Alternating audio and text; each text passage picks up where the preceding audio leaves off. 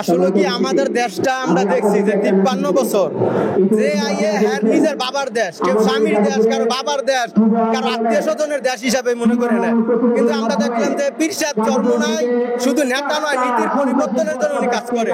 আমরা দেখছি আমাদের দেশে মাদক যারা আনে অধিকাংশ নেতা, এবং কি পুলিশ ধরবে কাকে, যাকে ধরবে সেই নেতার লোক। এর জন্য আমি নিজে ডিসিশন নিয়েছি যে আর বারবার এদিক সেদিক এবার ইসলামী আন্দোলনের পক্ষে যেতে হবে। যার কারণে আমি 2013 সালের থেকে ইসলামী আন্দোলনের দিকে। আমি ইসলামী যুব আন্দোলনের নারায়ণগঞ্জ ফতুল্লা থানার দপ্তর সম্পাদকের দায়িত্বে আছি। ইনশাআল্লাহ আজকে আমরা এই জাতীয় নবম প্রতিষ্ঠা বার্ষিকী সমাবেশে আমরা একত্রিত হয়েছি। আমরা যুব সমাজ আজকে ইসলামী যুব আন্দোলনের এই সমাবেশ থেকে একটা মেসেজ দিতে চাই যে বাংলাদেশের বুকে যেন নব্য কোনো স্বৈরাচার তৈরি না হয়।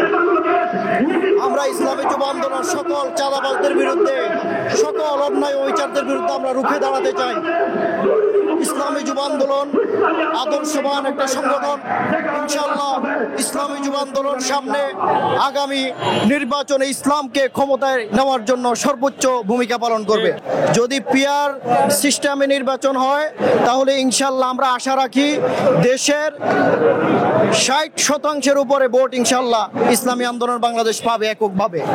ইনশাআল্লাহ আমরা এটা আশা রাখি, কারণ সারা বাংলাদেশের প্রতিটি ওয়ার্ডে ওয়ার্ডে, প্রতিটি ইউনিয়নে ইসলামী যুব আন্দোলন, ইসলামী আন্দোলনের অঙ্গ সংগঠনের মজবুত কমিটি রয়েছে। সেই জন্য ইসলামী আন্দোলন বাংলাদেশ টেকনাফ থেকে তেঁতুলিয়া পর্যন্ত, রূপসা থেকে পাথুরিয়া পর্যন্ত সারা বাংলাদেশের প্রতিটি আনাচে কানাচে ছড়িয়ে ছিটিয়ে পড়েছে। ইনশাআল্লাহ আমরা আশা রাখি আগামী নির্বাচনে বিপুল সংখ্যক ভোট পেয়ে ইসলাম ক্ষমতায় যাবে ইনশাআল্লাহ। আসসালামু আলাইকুম ওয়া রাহমাতুল্লাহ।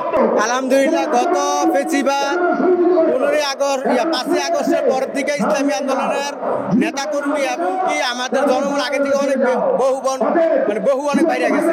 এবং দ্বিতীয় হচ্ছে যেহেতু ফেসিবাদ গেছে, আমরা দেখতেছি রূপগঞ্জ থানারা পুরা বাংলাদেশের নতুন আরেক ফেসিবাদ আগমন করতেছে। এই দিক দিয়ে মানুষ ইসলাম এখন পছন্দ করতেছে।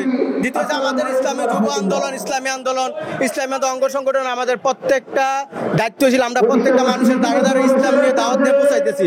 যে এক ফেসিবাদকে আমরা তাড়াইছি এবং আরেক ফেসিবাদ আমাদের মিরপুর যে ওনারা যে ঘটনাটা ঘটাইছে, এরপরের থেকে আলহামদুলিল্লাহ ইসলামের দিকে রূপগঞ্জ না শুধু গোটা বাংলাদেশে ইসলামী আন্দোলনের দিকে মানুষ অনেক আগ্রহ হইতেছে। আমি ইসলামী যুব আন্দোলন প্রতিষ্ঠা হওয়ার পর থেকে 2016 সালের থেকে শুরু করছি, আর ইসলামী চরমোনাই গেছি 2013 সালের থেকে। এর আগে আমি নিজে বিএনপির একদম দায়িত্বশীল ছিলাম। আসলে কি আমাদের দেশটা আমরা দেখছি যে 53 বছর যে নিজের বাবার দেশ, কেউ স্বামীর দেশ, কারো বাবার দেশ, কারো আত্মীয় স্বজনের দেশ হিসাবে মনে করে নেয়। কিন্তু আমরা দেখলাম যে পীর সাহেব চরমোনাই শুধু নেতা নয়, নীতির পরিবর্তনের জন্য উনি কাজ করে। আমরা দেখছি আমাদের দেশে মাদক যারা আনে অধিকাংশ নেতা, এবং কি পুলিশ ধরবে কাকে, যাকে ধরবে সেই নেতার লোক। এর জন্য আমি নিজে ডিসিশন নিয়েছি যে আর বারবার এদিক সেদিক এবার ইসলামী আন্দোলনের পক্ষে যেতে হবে। যার কারণে আমি 2013 সালের থেকে ইসলামী আন্দোলনের দিকে। দেখেন, পিয়ার পদ্ধতি নির্বাচন আমাদের দেশে হলে আমাদের যারা ইসলামপন্থী দলগুলো আছে, আমরা আলহামদুলিল্লাহ সংসদে সবচেয়ে বেশি ইসলামপন্থী দলগুলো যাবে। আর আমরা পার্সেন্টেজ হিসাব করতে এখন বলা যাবে না, কারণ জনগণ তো। দ্বিতীয় হচ্ছে আমরা আশা করি যে ইসলামী আন্দোলনের যে নীতিমালা, যে আদর্শ, আপনারা কিছুদিন আগে দেখছেন যে উত্তরাতে যে দুর্ঘটনা করছে, ওই জায়গায় আমাদের নেতাকর্মীরা কাজ করছে এবং নিঃস্বার্থে। আমরা যেই জায়গায় যতগুলো দুর্যোগ হইলো, আমরা ইসলামী আন্দোলন, ইসলাম যুব আন্দোলন, ছাত্র আন্দোলন, আমরা নিঃস্বার্থে কাজ করছি। এবং আমরা প্রত্যেকটা থানায় থানায় টিম বানাইতেছি যে আমাদের দেশে যে কোনো দুর্ঘটনা আমরা সবার আগে আগাবো। কারণ দেশ আমার, জাতি আমার, জনগণ আমার দেশ আমারই করতে হবে। এই প্রস্তুতি ইসলামী আন্দোলন আমাদেরকে শিখাচ্ছে। এখন ইসলামী আন্দোলন আমরা প্রতীক পাইছি 2008 সালে। 2008 সালের পরের থেকে আমার মনে হয় না বাংলাদেশে সুষ্ঠু নির্বাচন হয়েছে। এখন আমরা যদি বলেন যে আমরা একটাও পাই নাই সিট, তাহলে আমরা কেমনে কি করবো? কারণ আমরা যারা স্বাধীনের আগের থেকে বাংলাদেশের সংগঠন ছিল ইসলামিক দল, তারাও তো ফেসিবাদের সময় কোনো এমপি মন্ত্রী পায় নাই। এই ধরনের আমরা এখন কি বলবো? আর পিয়ার পদ্ধতিতে আসলে আমরা আশা করি যে পর্যাপ্ত পরিমাণ আলহামদুলিল্লাহ ইসলামী আন্দোলন আমরা সারা দেখতেছি এবং আপনারা সাংবাদিকরাও দেখতেছেন ইসলামী আন্দোলনের কি পরিমাণ বর্তমানে জোয়ার পুরো বাংলাদেশে ঢেউ তুলতেছে। পিয়ার পদ্ধতি না হয় সেক্ষেত্রে কয়টা সিট পাবেন বলে আপনারা মনে করেন? আমরা পিয়ার পদ্ধতি না হয় এটা আমরা চাবো না, পিয়ার পদ্ধতি দিতে হবে এটা আমাদের আগের রায়। কারণ আমরা দেখছি যারাই পিয়ার পদ্ধতি মানতে চায় না তারাই পাথর দিয়ে মানুষ মারে, যারা পিয়ার পদ্ধতি চায় না তাদের নেতারাই গাড়ির মধ্যে গাঞ্জার বস্তা পাওয়া যায়, যারা পিয়ার পদ্ধতি চায় না তারা দেখি জেলখানার মধ্যে তাদের দলের লোক গেলে পুলিশ মাইরা জেলখানাতে লোক ছুটাই নিয়ে আসে। তা আমরা কি চাই না হই না আবার এই ফেসিবাদের কাছে যাবো?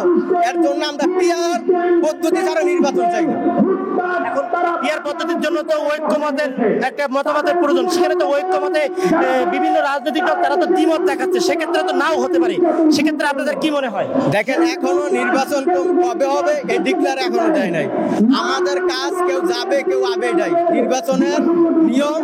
দেখেন আপনি আগে যারা ছিল এখন আগের থেকে ইসলামী দলগুলো ঐক্য হইতেছে। এক দ্বিতীয় হয়েছে আমরা আমাদের কাজ বেগমান এখন আছে, ঐক্য করার কাজ আমাদের বেগমান আছে। অনেক সময় কেউ সিটকা যাইবো, মন মানসিকতা নষ্ট হয়ে আবার আসবো, এটা নিয়ে আমাদের কোনো ইয়া নাই। ঐক্য হবে এটা নিশ্চিত, আমায় কারা যাবে আসবে এটাই নিয়ম।